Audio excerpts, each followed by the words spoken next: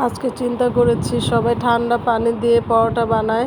আমি অনেক আগে বানিয়েছিলাম, মাঝখানে বেশ কয়েকটা বছর ধরে সিদ্ধ আটার রুটি বানাই, আর পরোটা বানালেও পানিটা হালকা একটু গরম করে নেই।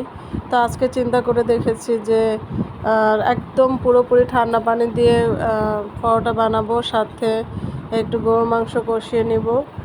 তো গরুর মাংস নামিয়েছি, তো গরুর মাংস তো রান্না করা আমার কাছে একটা ভেজাল মনে হয়।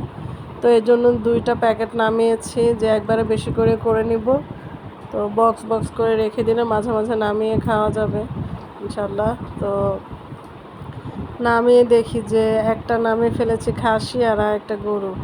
তখন খাসি গরু তো আসলে একসাথে রান্না করা যায় না, কারণ আমাদের খাসিটা একেবারে বাচ্চা খাসি ছিল আর গরুটা বেশ বড় ছিল।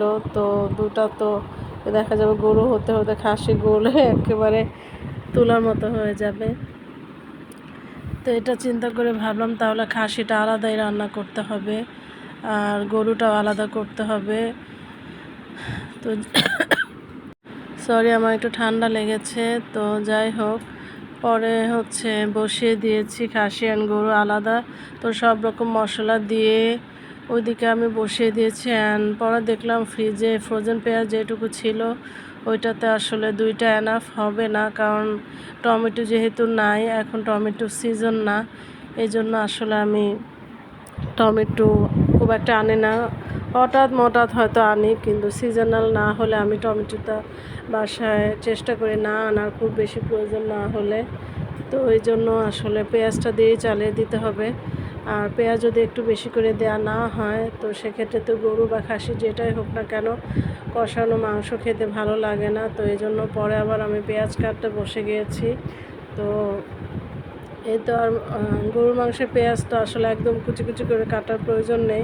এই যে কিছুটা দিয়েছিলাম আমার কম মনে হয়েছিল, পরে আবার আরও কিছুটা কেটে নিয়েছি। তো ওইটাও আমি পরে আবার অ্যাড করে দিয়েছি। তো এই তো এদিকে গরু আর খাসি 2টাই হচ্ছে। তো আমি এই ফাঁকে একটু পরোটা বানাবো।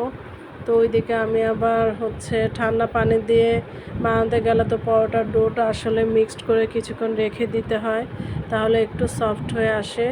তো এই যে রেখে দিয়েছিলাম, আর এই ফাঁকে আমি বেলেও নিয়েছি। তো খাসিটা তো হয়ে গিয়েছে, ওটা নামিয়ে ফেলেছি, গরুর মাংসটা আরেকটু হচ্ছে। তো এই ফাঁকে আমি পরোটা ভেজে নিচ্ছি। পরোটা ভাজতে ভাজতে গরুর মাংসটা কমপ্লিটলি কুকড হয়ে যাবে। এই তো খুব ভালো হয়েছে, আমি অবাক হয়ে গেছি, এতদিন পর ঠান্ডা পানির পরোটা বানিয়েছি, বাট এত সুন্দর লেয়ার লেয়ার হয়েছিল। অ্যান্ড প্রতিটা পরোটা খুব সুন্দর ফুলেছে, ফুলকো ফুলকো হয়েছে। এই তো